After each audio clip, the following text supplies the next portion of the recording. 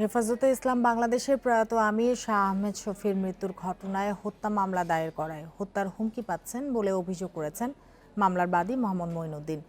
আহমেদ শফির মৃত্যু নিয়ে হেফাজতের বর্তমান আমির জুনায়েদ বাবুনগরী মিথ্যাচার করছেন বলেও অভিযোগ করেন তিনি। দুপুরে চট্টগ্রাম প্রেস ক্লাবে সংবাদ সম্মেলনে আহমেদ শফির শ্যালক মঈনুদ্দিন বলেন, আদালতে মামলা হওয়ার পর পিবিআই এ ঘটনা তদন্ত করছে, কিন্তু জুনায়েদ বাবুনগরীর অনুসারীরা এই মামলা প্রত্যাহারের হুমকি দিচ্ছেন। হেফাজতের মামুনুল হকের অনুসারীদের বাধার কারণে আহমেদ শফির ছেলে ইউসুফ মাদানী সংবাদ সম্মেলনে উপস্থিত হতে পারেননি বলেও জানান তিনি। হেফাজতে ইসলামের ব্যানারে আয়োজিত সংবাদ সম্মেলনে উপস্থিত ছিলেন সংগঠনের যুগ্ম মহাসচিব মাওলানা মঈনুদ্দিন রুহিও।